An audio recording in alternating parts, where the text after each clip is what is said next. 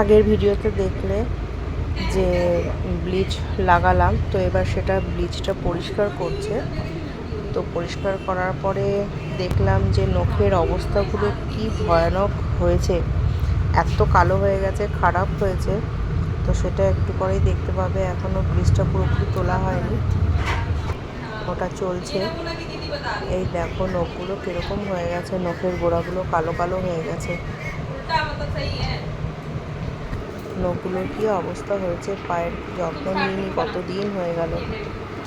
এটা দেওয়ার পরে বেশ গরম জলে আর নিচে ভাইব্রেটরটা নড়ছিল, খুব আরাম লাগছিল, পায়ের তলাটায় খুব আরাম লাগছিল। আর এখন তো ঠান্ডা ঠান্ডা পড়ে গেছে, গরমকাল চলে গেছে, শীতকাল হালকা হালকা পড়ে গেছে। তো এবার নেল ফাইলিং, পরিষ্কার টরিষ্কার করা সমস্ত কিছু প্রসিডিওর চলছে। তো আমি সবসময় রাউন্ড শেপই করি নখের, কারণ আমার নখ খুব পাতলা, তাড়াতাড়ি ভেঙে যায়। তো তাই জন্য আমি বললাম যে ছোটোই আছে নখগুলো, কাটতে হবে না, একটু রাউন্ড শেপ করে দাও। এই যে অ্যাক্সেসরিজ যেরকম থাকে, পুরো আমার মনের মতন হয়েছে একদম।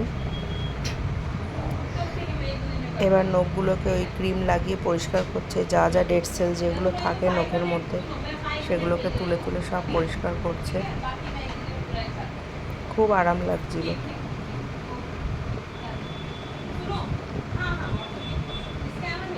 কত মরা চামড়া ছিল, গরম জলে দেওয়ার পরে সব আস্তে আস্তে বেরোচ্ছে।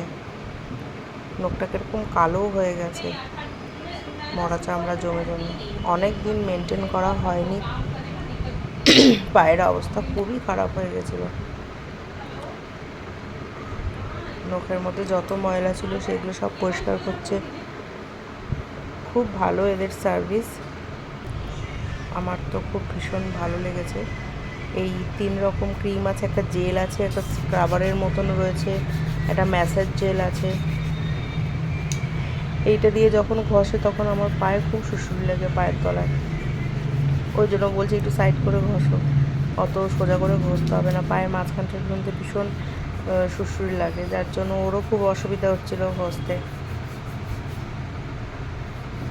তো অতটা পা ফাটা আমার ছিল না, কিন্তু ডেড সেল যেগুলো ছিল সেগুলো মোটামুটি বেরিয়ে গেছে। এই ক্রিমের কালারটা আর গন্ধটা এত সুন্দর, খুব ভালো এই ক্রিমের গন্ধটা।